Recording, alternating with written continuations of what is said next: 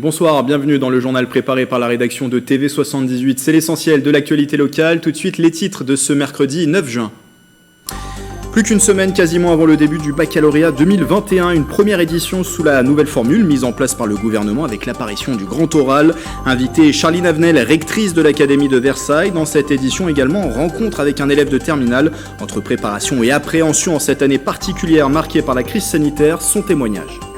L'acte 3 du déconfinement ce mercredi, le couvre-feu passe de 21h à 23h et plusieurs restrictions sont levées, notamment pour les piscines accessibles de nouveau à tous les publics avec protocole sanitaire. Reportage à la piscine Salvador Allende des Clés-sous-Bois.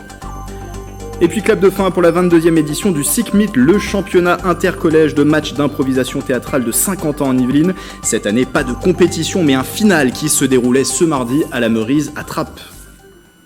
On parlera également sport tout à l'heure avec le Rugby Club de Plaisir qui organisait ce mercredi une journée de détection. L'objectif, recruter les jeunes talents de sa future académie.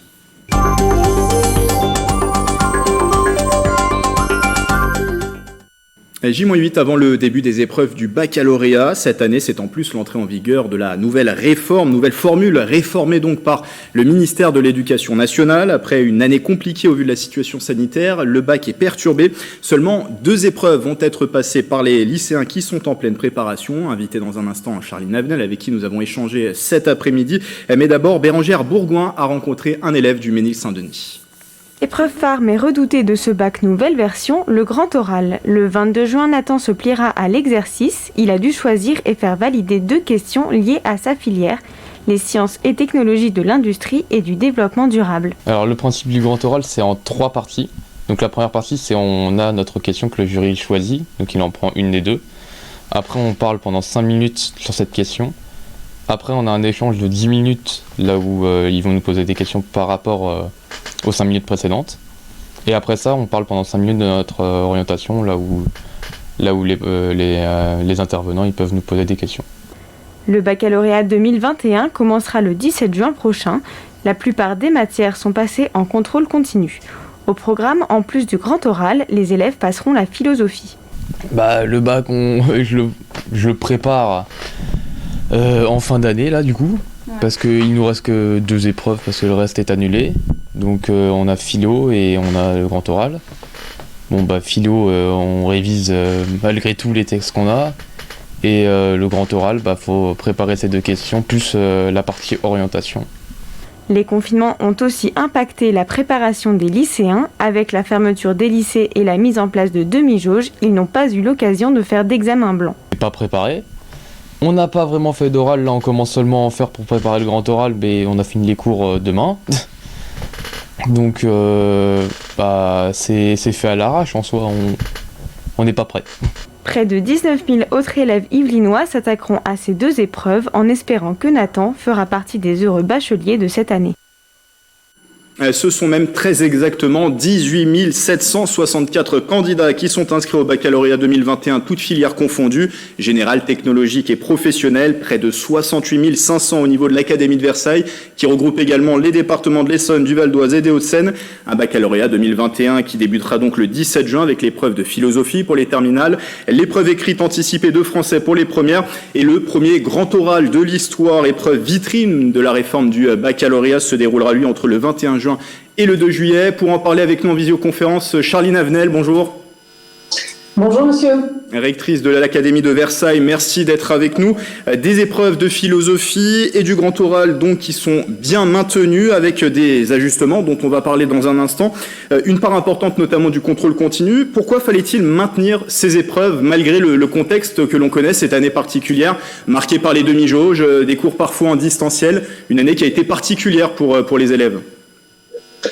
Eh bien, il fallait maintenir ce baccalauréat le plus possible avec son esprit, parce que le baccalauréat, c'est une étape importante qui signe la fin du lycée, ce qu'on y a appris, et qui est une forme de redémarrage vers ce qui suit, vers l'enseignement supérieur. Donc, en ce sens, avoir ce moment solennel, avec des épreuves qui sont appréciées avec bienveillance dans le contexte qu'on connaît, eh bien, c'était important, et particulièrement sur des épreuves qui sont nouvelles, comme celle du grand oral, parce que ce grand oral, il a un sens très important de jonction entre le lycée et la vie qui suit le lycée. On va en parler dans un instant. C'est un bac dont le contrôle continu va prendre une grande part, 82% dans la note finale et 18% pour les épreuves de philosophie et du grand oral, et donc des ajustements. Et les épreuves de spécialité qui étaient prévues en mars ont été annulées. Pour la philosophie, il y aura 4 sujets au choix au lieu de 3, et c'est la meilleure note entre celle de l'épreuve et celle du contrôle continu qui sera retenue. En ce qui concerne le grand oral, les élèves auront finalement le droit à leur note de brouillon et le jury sera au courant des chapitres non étudiés. Vous le disiez il y a un instant, la stratégie adoptée, c'est celle de la bienveillance pour cette épreuve, pour ces épreuves? Absolument. L'idée, c'était vraiment tout à la fois de maintenir ces épreuves parce qu'elles sont importantes et en même temps de pouvoir ajuster, de pouvoir regarder avec le plus de bienveillance. C'est le maître mot de ce baccalauréat, ce qui ne veut pas dire que nous allons être moins exigeants, mais en tout cas bienveillants assurément. Et je pense qu'avec les ajustements que vous venez de rappeler, le compte y est pour rassurer les élèves et leur faire passer dans des conditions de sérénité, tenant compte de cette année si particulière qu'ils ont connue, et donc les amenant, je le crois, vers la réussite. Et je précise qu'également des ajustements ont eu lieu pour les épreuves anticipées de français pour les élèves de première, plus de sujets au choix à l'écrit et également moins de textes à étudier à l'oral, avec aussi le jour de l'épreuve le choix entre 2 textes qui sera donc fait par l'examinateur. Malgré ces ajustements, est-ce que vous comprenez, Charline Avenel, qu'il y ait malgré tout une forme d'inquiétude de la part des élèves, des professeurs aussi, face peut-être à un manque de préparation? L'année particulière, je le disais tout à l'heure, entre demi-jauge, cours en distanciel, c'est une année éprouvante qu'ont vécu les élèves et les professeurs. Je crois qu'il faut vraiment se rassurer, être très très serein, aussi bien les enseignants que les élèves. Si on prend l'exemple du grand oral, les choses ont vraiment été très préparées. Nos professeurs ont été formés. On a fait 1500 sessions de formation pour les enseignants eux-mêmes. On a fait des masterclass. Nous en avons fait pour les élèves également. Dans un instant, je pense qu'on parlera du dispositif que nous mettons en place sur cette dernière ligne droite. Mais vraiment, très sincèrement, les choses ont été préparées. Aussi bien pour les professeurs, parce que c'était important pour eux, c'est leur premier grand oral, par exemple, et évidemment pour les élèves qui passent ce premier baccalauréat. Nous allons y venir à ce dispositif. Je voulais vous faire rebondir justement sur ce que vous disiez à propos du grand oral, qui est la grande nouveauté de ce bac nouvelle formule, avec une épreuve qui va durer 20 minutes qui porte sur les connaissances de première et terminale, sur le projet d'orientation également, 20 minutes donc à l'oral. Pour certains, ça va être une première confrontation avec cette prise de parole en public. Ça, c'est essentiel de proposer cet exercice justement à un moment où les élèves vont continuer leur cursus, peut-être poursuivre avec des études supérieures, aussi se confronter au monde professionnel. Oui, le grand oral, au fond, c'est un exercice qui est fondamental pour l'avenir des élèves, à la fois pour ce qu'ils vont faire dans l'enseignement supérieur, mais évidemment aussi plus loin dans leur vie professionnelle. Pourquoi? Parce que ce grand oral, il permet de faire plusieurs choses. D'abord, argumenter. Et dans la vie, on a besoin d'argumenter. On a besoin de structurer à partir d'une question qui est posée son propos. C'est ce qu'ils apprennent à faire, c'est ce à quoi ils se sont préparés pour cette épreuve. La deuxième chose dans un grand oral, c'est qu'on écoute. On ne fait pas que parler, on écoute. Et c'est important d'entendre le jury, d'entendre l'altérité, d'entendre dans une interlocution ce que l'autre nous dit. Et puis, la dernière chose, c'est qu'on apprend à parler. La maîtrise de la parole, elle est évidemment essentielle dans les compétences, dans l'enseignement supérieur, mais évidemment également dans la vie professionnelle. Donc c'est pourquoi cette épreuve, qui est une épreuve phare, est aussi importante. Vous avez signalé que cette épreuve, elle comportait une petite partie également qui parle du candidat, qui parle de son orientation, qui parle de son avenir. Et vraiment, je l'ai vu encore hier dans un lycée, cette partie d'épreuve où l'on parle de soi, elle est très importante. Quand on va à un entretien d'embauche, on doit parler de soi. Quand on réfléchit à ses choix d'orientation, eh bien l'avoir formulé dans le grand oral, au moment où on a les résultats de Parcoursup, c'est important. Donc voilà pourquoi cette épreuve, c'est une épreuve jonction entre leur vie lycéen et puis surtout leur avenir. Et d'ailleurs, l'Académie de Versailles se mobilise pour ce grand oral. Vous serez à 18h, l'horaire de ce journal. Normalement, c'est pour ça qu'on enregistre cette interview en live sur le compte Instagram de l'Académie de Versailles. Quel est le programme de ce live? Est-ce que vous allez répondre du coup à des questions justement des élèves que peuvent avoir les élèves à une semaine du début du bac? Alors, comme je le disais, on a déployé beaucoup de moyens pour accompagner les élèves dans ce grand oral. Ils ont eu un grand webinaire, une grande masterclass. Leurs professeurs les ont accompagnés. J'ai vu des ateliers faits dans les CDI, par exemple, les amenant à être le plus près possible de cette épreuve. Mais avec ce live sur le grand oral, il s'agit d'accompagner la dernière ligne droite. Et donc, ce n'est pas moi qui vais répondre aux questions des élèves, et ce n'est d'ailleurs pas moi qui poserai ces questions. D'accord. L'idée dans le live, c'est d'utiliser un média qu'aiment les jeunes, qu'ils connaissent. Et donc, nous aurons une jeune fille, une élue du conseil académique de vie lycéenne, qui posera des questions à Cyril Delay. Cyril Delay, qui est professeur d'art oratoire à Sciences Po et qui d'ailleurs a été à l'origine d'un rapport qui a été repris par le ministre pour concevoir cette épreuve du grand oral.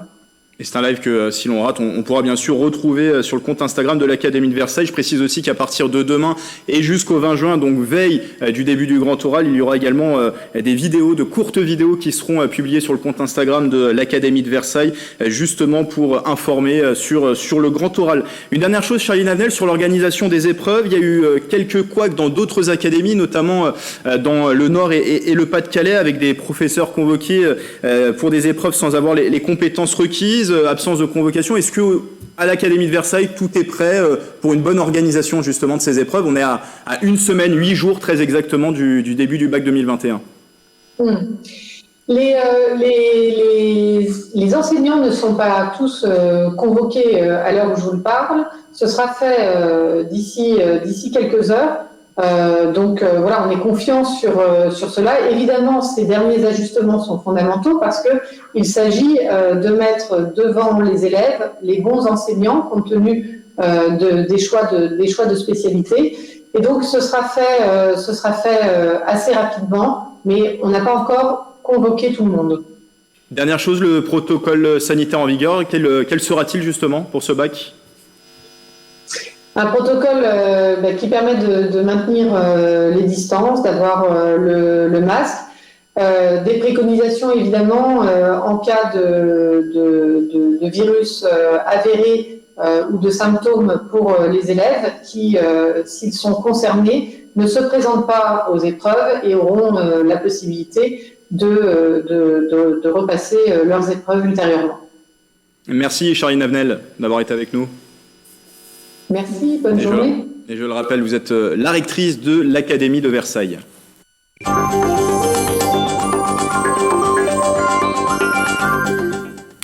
Retour en direct face à ce nouveau bac et à cette épreuve du grand oral, l'opposition des syndicats d'enseignants. Plusieurs dénoncent un manque de préparation en raison de cette année tronquée par l'épidémie de Covid-19. Ils demandent notamment plus de clarté dans les consignes données par leur hiérarchie. Interview express collectée par Bichente Marien Santisteban.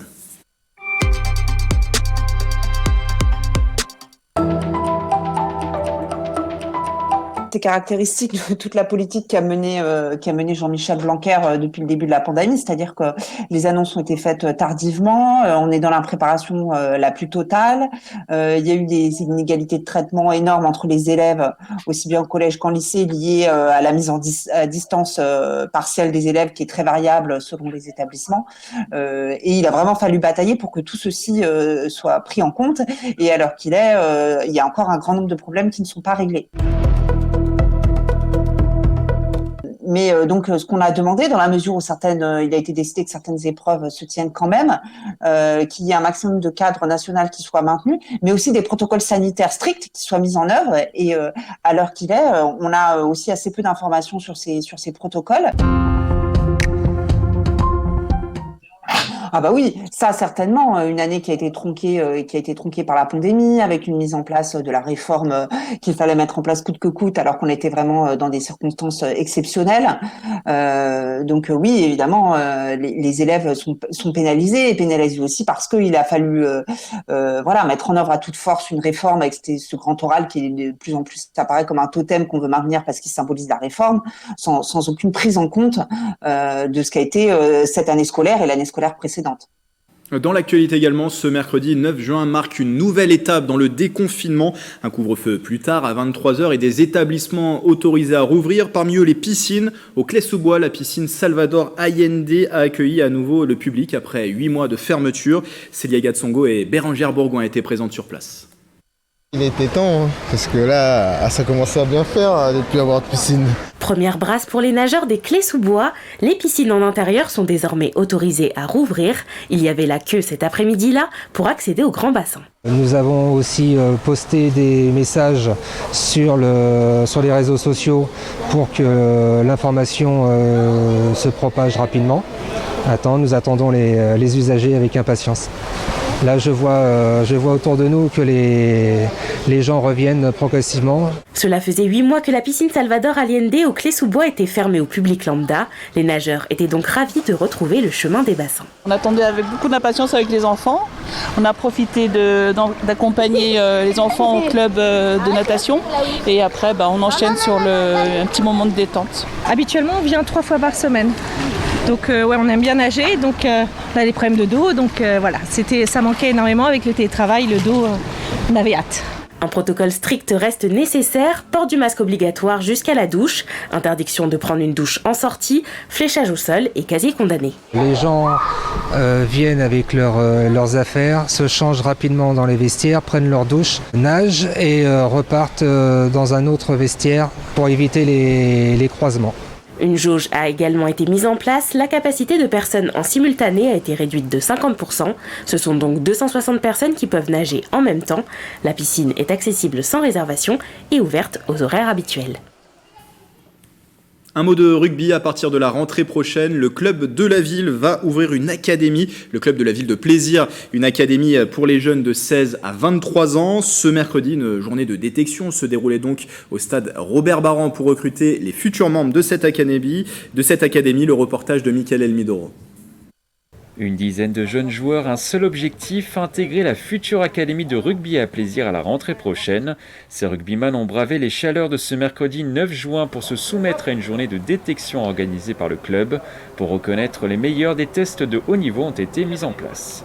Alors là, il y aura plusieurs séquences. Il y aura une séquence physique avec des tests de vitesse. Et ensuite, il y aura des séquences de jeu, de manipulation, voilà, qu'on puisse observer la technique et le sens tactique des joueurs pendant le jeu. Il y a des choses qu'on voit très très vite, effectivement. Après, il y a des choses, il faut qu'on mette en place un peu de jeu de mouvement pour voir un peu les qualités des joueurs et des joueuses. Ces tests vont permettre de sélectionner des joueurs de 16 à 23 ans du département des Yvelines. Au total, ils seront une vingtaine de joueurs et joueuses à intégrer cette structure au mois de septembre. Elle sera encadrée par le club et promet plus d'heures de rugby aux sportifs. On va travailler toute la semaine en fait. On va leur proposer un planning hebdomadaire avec de 5 à 12 heures en plus de rugby individuel en plus de leurs séances collectives. Une formule qui a séduit les joueurs présents sur place. C'est une opportunité pour en faire plus et être avec les amis. Il y a plus d'accompagnement. Je pense que ça peut amener à un autre niveau auquel on joue déjà. Ça peut être une bonne opportunité, je trouve, pour me perfectionner au rugby. Enfin, on peut toujours s'améliorer et puis l'accompagnement a l'air d'être plutôt sympa, comme ça nous a déjà été un peu expliqué. Donc ça peut être une bonne expérience. Ouais. Si je suis détecté, impatient et hâte de voir la suite. Ouais. Une nouvelle journée de détection est programmée ce samedi 12 juin à 14h au stade Robert Barran de Plaisir. On referme ce journal avec un classique à 50 ans en Yvelines, la 22e édition du SICMIT, le championnat intercollège de match d'improvisation théâtrale. C'était ce mardi 8 juin. L'événement a pris place à la Meurice-Attrape. Cette année, pas de compétition, mais un final. Une centaine de collégiens s'est affronté sur la patinoire pour ce qui était, pour la plupart, leur premier match de l'année. Justine Brasier et Nicolas Dandry. Des matchs d'improvisation théâtrale intercollège. Déclic Théâtre a souhaité maintenir le SICMIT cette année. L'événement a pris place à la Meurice de Trappes. Pour se préparer, les collégiens ont eu des cours en visio. Autre particularité de cette édition, seuls des matchs intracollèges ont eu lieu. L'événement était l'occasion de se rencontrer pour la première fois de l'année. Les enfants ont dû s'adapter rapidement. Avec cette année compliquée, là, arrivé aujourd'hui au spectacle, pour la plupart, ils étaient très contents, mais très stressés. Parce que, c'est vrai qu'habituellement, c'est des étapes. C'est ça. Donc, il y a un premier match entre eux au collège, il y a un deuxième match avec un autre collège. Ils rencontrent d'autres personnes, c'est magique. Vraiment, les matchs, c'est magique. Ça les fait progresser, ça les fait évoluer. Et là, ils sont passés d'un petit match sans patinoire, sans musique, avec très peu de public, à ça aujourd'hui. 6 collèges ont participé à l'événement, les collèges Le Village, Courbet et Gagarine de Trappes, la Marossol de Coignières, les Saules de Guyancourt et Giacometti de Montigny-le-Bretonneux. Ça a fait plaisir parce que j'ai inventé des choses. Maintenant avec l'équipe, ça fait plaisir de travailler avec eux. Ça fait 2 ans, on ne fait plus de matchs avec de la musique, etc. Et là, pouvoir rejouer avec de la musique et voir du public surtout, c'est bien. Ça m'a beaucoup aidé à me lâcher. Le théâtre, en fait, c'est vraiment quelque chose qui m'a vraiment beaucoup aidé.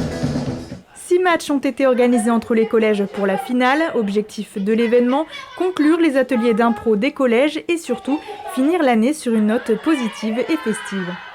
On a subi la visio pour faire du théâtre, les demi-jauges et pas mal de contraintes liées à l'épidémie. Et bien en fait, il fallait que tous ceux qui étaient là, il fallait qu'ils puissent en profiter. Donc c'est juste pouvoir jouer en fait et montrer qu'on peut y être et être heureux d'y être. Au total, une centaine de jeunes se sont rencontrés à la Meurise pour cette 22e édition. C'est la fin de ce journal, merci de votre fidélité. Belle soirée avec TV78.